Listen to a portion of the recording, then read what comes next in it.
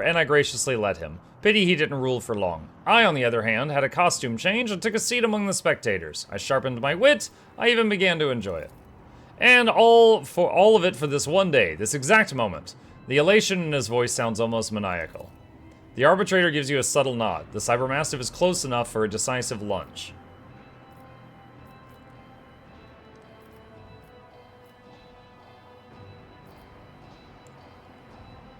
I suppose the irregularities with the tithe were part of your plan too? Oh yes, one small part of the grand design. To be precise, the first bait you had to take, which you did, with commendable zeal. The concept was simple: disrupt the shipment and provoke a response. An ingenious trap that the Arbites walked right into. But fate granted me a special boon. You were caught in my net along with them, Mukluk. You didn't trap anyone, you shot yourself in the foot. Only an idiot would think they could outmatch a rogue trader and a proctor together. Thessera is not your home world, is that right? I see you've already found me out, eh? That's right, I was born and raised on Edex, the greatest world in all the Imperium. I'll never forget that mix of plasteel and ferrocrete, the glitter of proud spires, and the eternal humiliation of my appointment. Why were you sent to Thessera? To serve the Imperium faithfully and honestly, why else? Our all-knowing administratum benefits of the feudal throne is occupied by someone with an intelligence level higher than a Grox's. A golden shove for all my diligent service on Edex. I packed my bags and came here to govern this backwater. What a joke. What is the altar of change? The fool gestures toward an object in front of the sculptor. A great artifact, which Tavris carved from this planet's unique gift. Thessertium. Take a good look at it while you still can. I wish I had the option to say nice weather we're having, because that was the code phrase that we picked earlier for when we were going to shoot.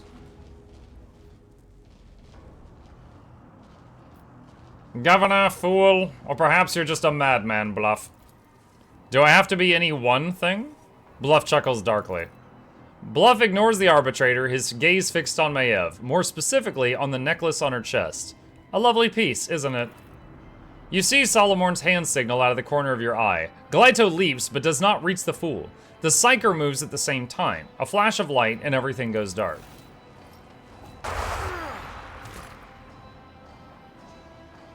That looked like Glyto and Solomorn just got shot. Okay, so I'm in a cage now?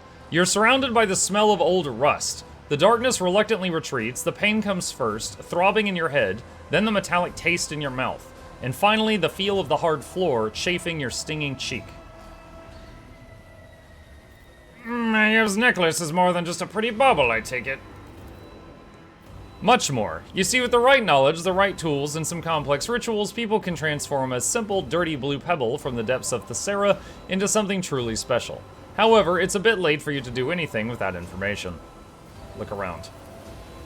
You see Bluff through the bars of the cage. The mocking smile on his sinister mask seems to grow even broader, or is it a trick of the light? Maiev is white as a sheet with a dark abrasion on her face, weeps quietly as she stands stock still beside the fool. There are markings on the floor at your feet, a crooked circle bordered by unholy symbols. Bluff is standing in this, at the center of an identical circle. You hear a quiet, measured scraping sound and an old man's muttering coming from the depths of the hall.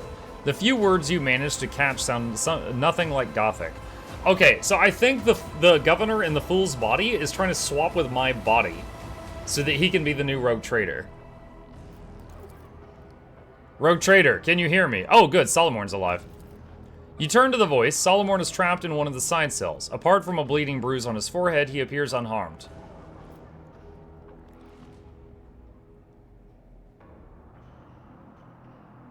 Solomon, are you alright? I'm fine. He looks away for a moment, then back at you. Under Bluff's unwavering gaze, he cannot communicate any more clearly. Awareness failed. The piercing pain in your head makes it hard to parse Solomorn's cryptic signals. When I get out of here, you're dead. Enough chit-chat. Tavrisk, begin! The old man with the Thessertium eyes, wheezing raspily, spews a torrent of unholy words from his toothless mouth, and the markings beneath your cage seem to breathe in, glowing with crimson light. Maiev's gaze leaps from you to Bluff in alarm. Tear-reddened eyes widen as she realizes what's happening. Dane, stop! Her slight form crashes into the fool, pushing him out of the center of the circle. Is she about to switch bodies with me because she just swapped places with him? The world explodes into shards, suffused with a blinding light that burns out your eye sockets, incinerates the air in your lungs, and makes your heart judder in your chest. Finally, darkness descends, impenetrable and absolute, encompassing everything. It cradles you, dissolving everything that was once you, everything that once was. You are bobbing like a boat tossed upon the waves. Colors and sound meld into a cacophony, stirring up nausea in this exhausted body. You blink, and the patches of color fall into place. Or do they? Across from you in the cage, you see a frightened, disoriented face, an expression you have never seen in a mirror. At your feet lies a gaudy mask that has fallen from the fool's face. Covering his wrinkled visage with both hands, the ugly and enraged governor of Thessera rises hastily on trembling legs. Alright, so there's his face.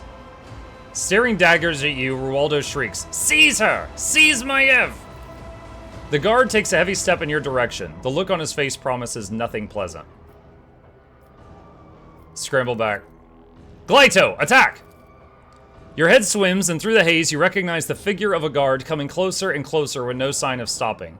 Your gaze sweeps over the room, searching for a way out or a solution, until somewhere at the periphery of your vision you notice a streak of scarlet. It is the Cybermastiff's visor lighting up, giving you a chance to run. End dialogue.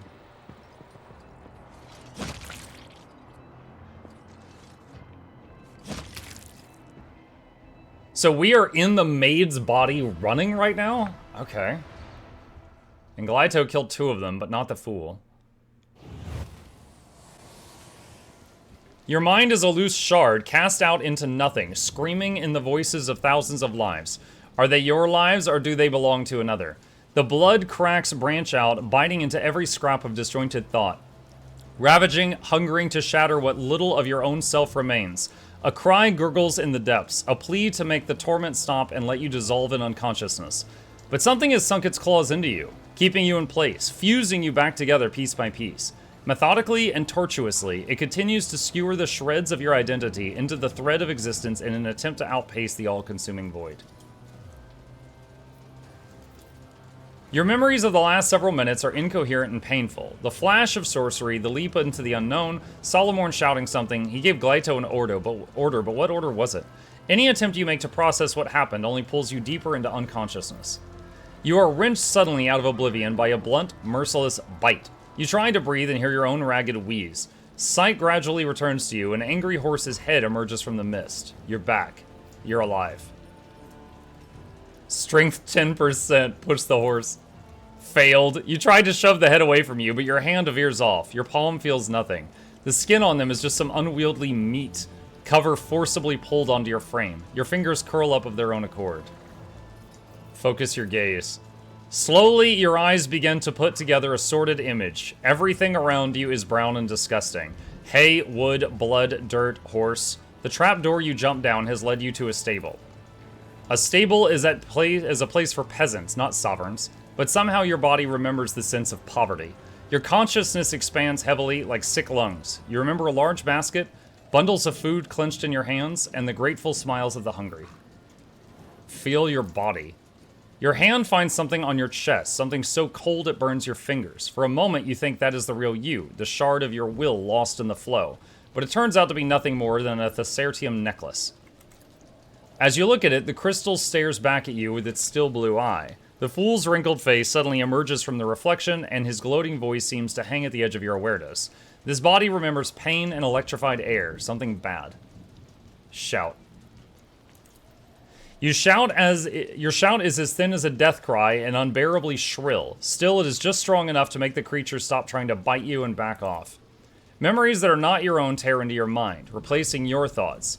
It occurs to you that someone else used to scare all the monsters away. A big brother, so funny and always smiling. With some effort, you manage to force his gentle face out of your head. Agility 10%. Roll to the side. Failed. Your attempt at twisting your body around only ends in a racking pain shooting through your back. The most you can achieve is a lurch upward, accompanied by a piercing crunch somewhere in the spine. Rise to your feet. You sway as if from sickness, all your limbs feeling impossibly fragile. Scrawny legs, frail arms, these do not belong to you. This is a costume, and it is not yours. It does not fit your status, it is the wrong size, and it still carries greasy traces of the former owner inside. You are overcome with the urge to tear off your flesh and throw it away like a worn glove. Willpower failed.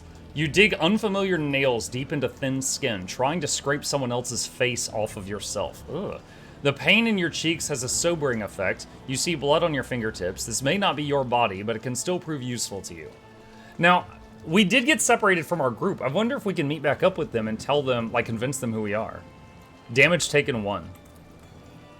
To complete the picture, you have no choice but to look into a nearby water trough at your reflection. You see familiar features. Some unnatural force has dragged you out of your body and into that of Maiev, Rualdo's lady-in-waiting. Now that you have spent some time in this stable, you feel a little more accustomed to your new limbs, but where is your own mortal shell?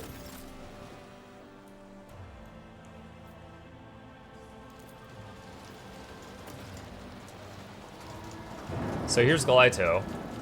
The Cybermastiff does not... Hold on. The Cybermastiff does not respond to nudges or commands. The lumens on its head are blinking with troubling agitation. Rummage through scraps. A mountain of vegetable waste rises up ahead, next to which stands a rusty pitchfork. Your attention is drawn to something pale pink, half buried under the waste and looking suspiciously like a limb.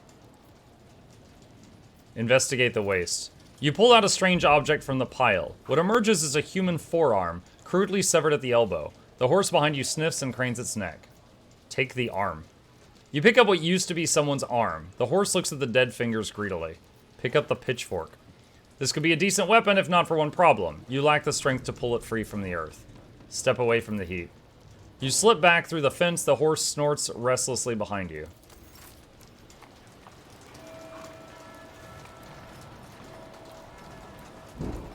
Hold on.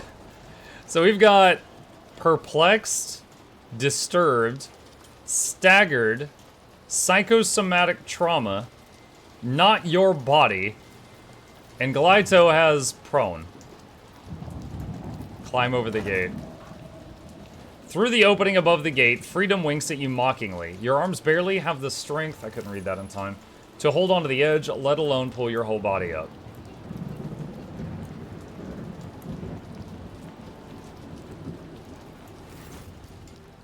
The creature that dragged you out of unconsciousness turns out to be a muddy brown horse. From the darkness, the beast follows you with its large black eyes. It looks hungry and frightened. Awareness, examine. Failed. The horse is behaving oddly, lurking in the shadows. You must have spooked it when you came to. Look around the stable. The horse must have smashed through the stall to reach you. You immediately note the empty trough and the fetid pile of vegetable tops under your feet. For the moment, the approach to the rotting waste is blocked by an iron fence. The horse whinnies restlessly as it casts its eye toward the barrier. Throw a corpse part over the stable door. The animal's nostrils flare in agitation. It pauses for a second, watching the arm's trajectory, then trots after the treat with a rumble. Is it gonna break the door?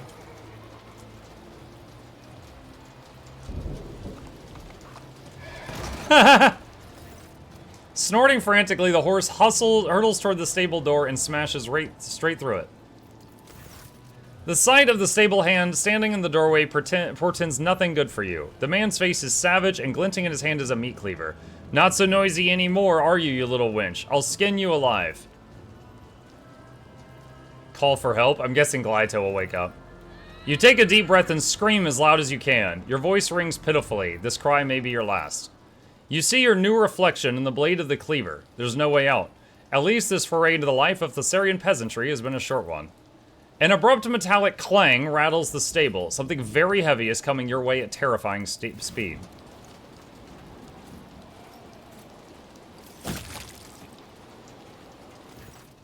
The cleaver, raised for a strike, falls from the man's hand as he screams, assailed by a whirlwind of fangs, fur, and metal. Having emerged from the gloom, the Cybermastiff does not give the stable hand even a single chance. After ripping out a part of his spine, the beast spits out the corpse and looks up at you. Good boy, Galaito. You notice a dent in one of the Cybermastiff's implants. He has taken a beating. It is hard to say whether he received this injury at the time of your capture or during his escape from the castle. Galaito stares at you for a while, then barks and turns to scan the area. He is clearly waiting for orders. Logic failed. A Cybermastiff listens only to its Arbites master, but now Galaito is here. He has followed you through the trapdoor, which must mean his master is Dead? Alright, so... Interesting.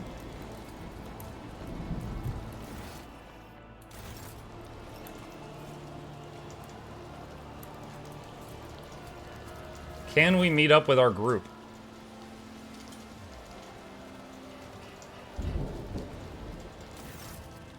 The local inhabitants coming down the slope look hostile to the extreme. The vilest of them is missing an eye, but he makes sure to keep his remaining one fixed on you. Hey, Poppet, where'd you get that dress? You know, my bride-to-be would love to wear a dress like that on her wedding day. Would you lend it to her? The one-eyed bandit glances at your dirty yet expensive clothing. Something tells you these people would gladly peel the dress off of you right along with your skin. Coercion. Of course I'll lend it. How do I do a rogue trader in a woman's body's voice? Of course I'll lend it to you. Right after I flay you where you stand, scum. Something in your gaze causes the bandit's smile to disappear. One of them whispers something to the leader. The one-eyed man clicks his tongue to mask his trepidation. Crap, off with you. Putting down the mad mate takes more of a mess than it's worth.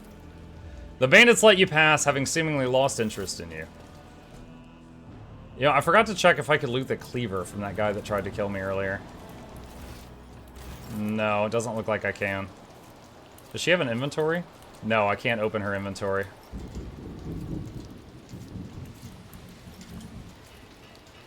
Oh, it's the people I helped earlier. Aditka. That's the laundrywoman. Stay safe, dearest. And say a big thank you to his graciousness for me. I'll never forget his good heart. There's the man with scissors. This wheel is similar to the ones used to raise the enormous elevator in the central square. This one, however, has completely rusted with age.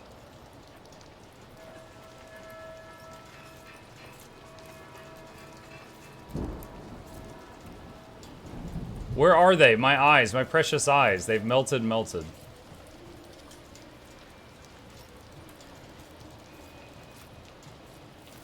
Glyto can do something here?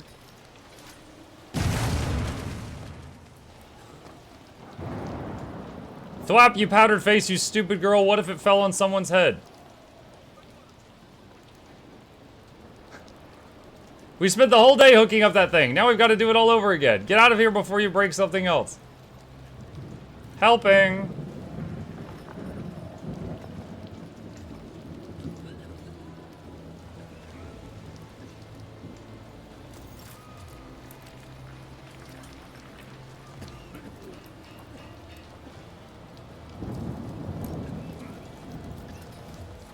Half sunk in malodorous mud, the houses, if one can call them that, are packed together like buboes on a plague-stricken body. Buboes? To the upper city.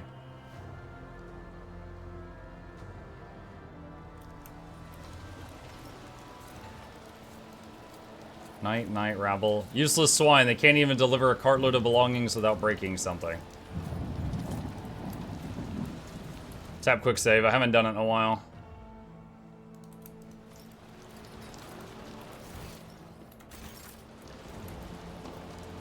Return to Void Ship. Don't think... I don't think it's gonna let me return to the Void Ship. Let's see what happens. Do not approach or it will be deemed an assassination attempt. Yeah, it doesn't let me.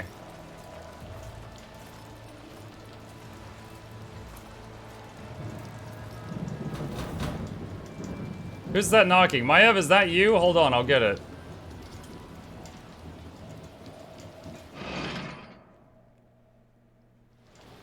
Here, come on in.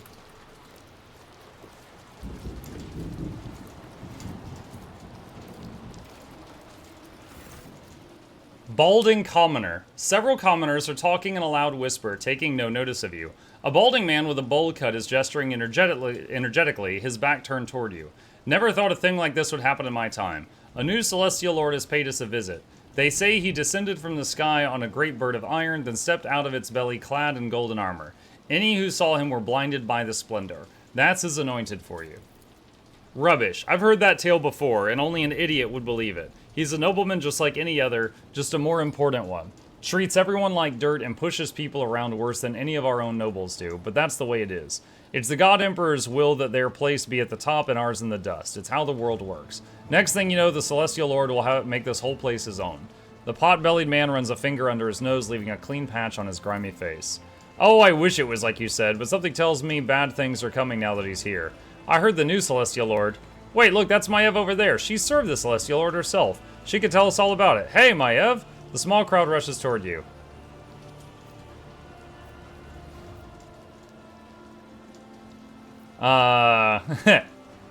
You want me to tell you about the Celestial Lord? I do know a thing or two. The people's eyes light up with curiosity at your words. They hurriedly gather around you, ready to hear something extraordinary.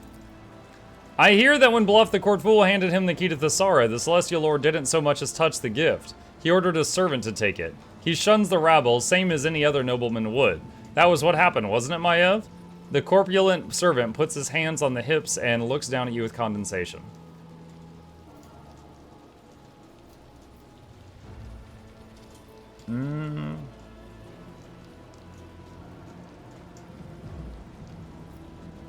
What?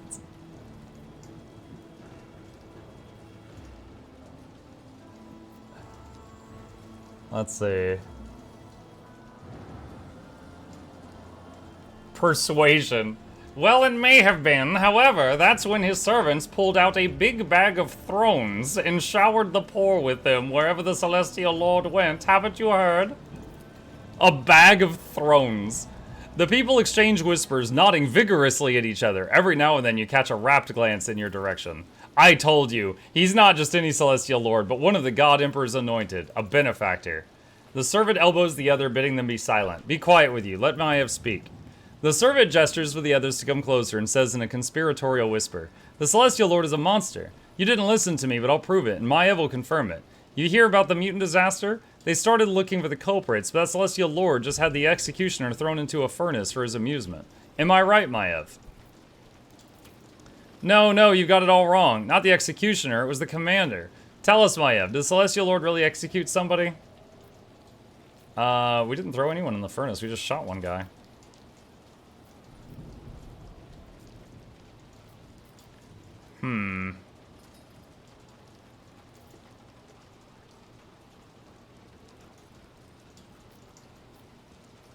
It was only right. Justice had to be served. But then he generously compensated the families of all who had lost their providers. Now they don't have to lift a finger for the rest of their lives.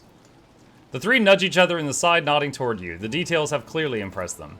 The Celestial Lord is honorable and righteous. Naysayers envy him, so they want to drag his name through the mud. All they do is prove me right. I wish I could get a closer look, just for a moment. Just one look is all I ask. The trio falls silent for a while, each lost in their own thoughts. Maiev, you got closer to him than anyone else here. How did he treat you? Morning, everyone. Hey, Jersey. Yeah, Maiev, tell us. What's it like to be around one of the God Emperor's anointed? If it had been me there, I know I couldn't have said a word in his presence. You never know what to expect from someone of such rank. For all you know, you say the wrong thing and he has your tongue ripped out, roasted and served you on a plate. What's that look for? It's happened before, I wouldn't lie.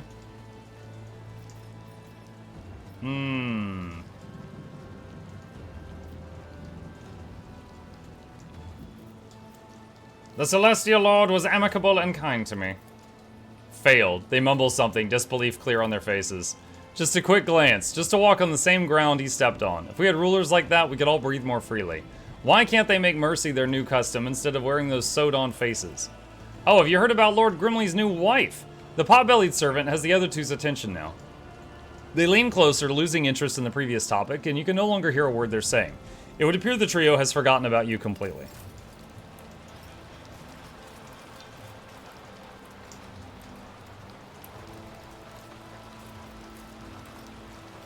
The face of the corpse has been skillfully cut off, but you recognize him by the outfit. This nobleman was murdered by the tailor that you allowed to go free. Whoops. Okie dokie. It's raining again. I hate it. Why do we always have to work in the rain?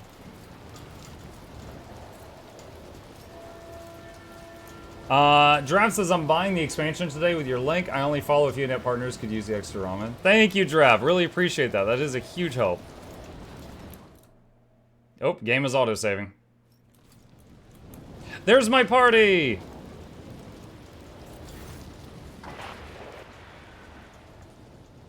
The Vox in your companion's hand is speaking in your own voice. There is no need for concern. The Proctor and I are in the middle of examining the documents together with the Governor. I'll be back as soon as we are done here. There's a loud click indicating the other side has cut the connection. Okay, so that's the bad guy in our body.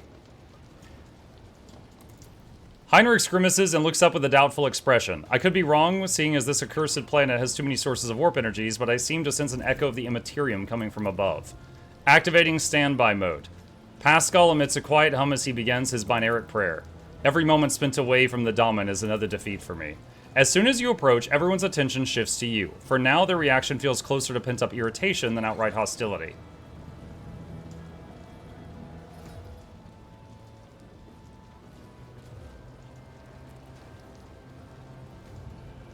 Alright, well, they're not going to believe this at first, but let's see if we can do some convincing.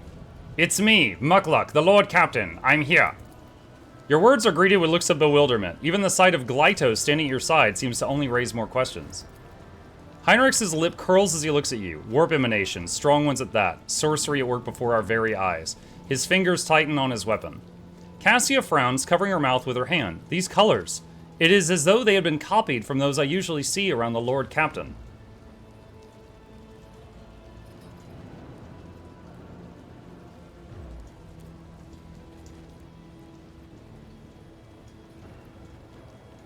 I have fallen victim to profane sorcery. I need my body back.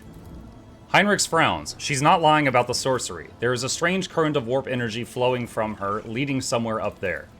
Do not weep, child. I will cut your thread quickly and painlessly before your soul succumbs to corruption.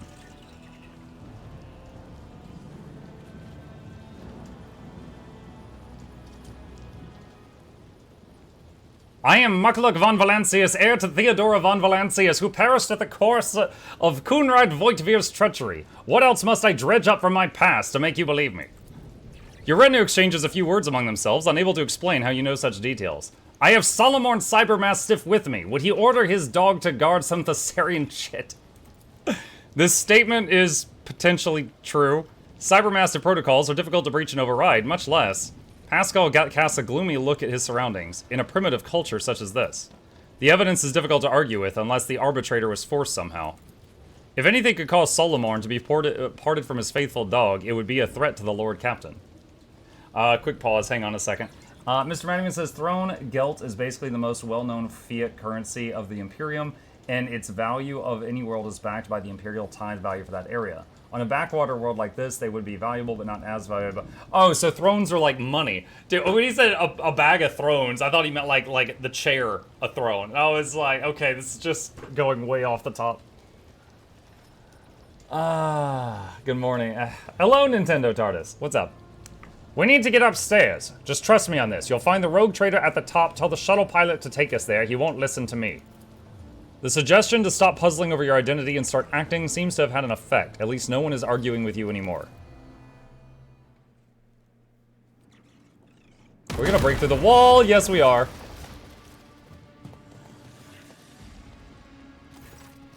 When the dust clears, you see the familiar hall. The fool is fearfully hunched close to the cage in which you, or rather your body, is sitting. Your face is awash with tears, your lip is split, and a Vox lies next to you. In a cage to the side stands Solomon. Oh, that's right. I forgot. It's not the governor that's in our body right now. It's I was assuming that while we were gone, the governor would have done the body swap thing again, but it appears he didn't. So I guess it was Maiev talking. Your face is awash with tears, your lip is split, and a Vox lies next to you. In a cage to the side stands Solomon, glaring through the bars at the true governor of Thessara. Upon seeing you in Glyto, the proctor straightens. It seems he was waiting for your return. Without taking his intent gaze from you, he gives you a slow nod. He's ready to fight. How did you... The elevator. Damn it! Why did you have to make all this commotion? Why couldn't you just sit in a cage out of the way and wait for the ritual to be completed? The fool looks back at the altar. Tavarisk, move! The Psyker's cracked skin seems ready to crumble to dust, but his Thassertium eyes burn with an otherworldly fire.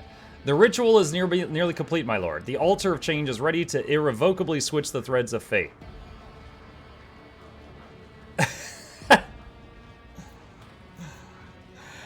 There it is. The code word we gave earlier.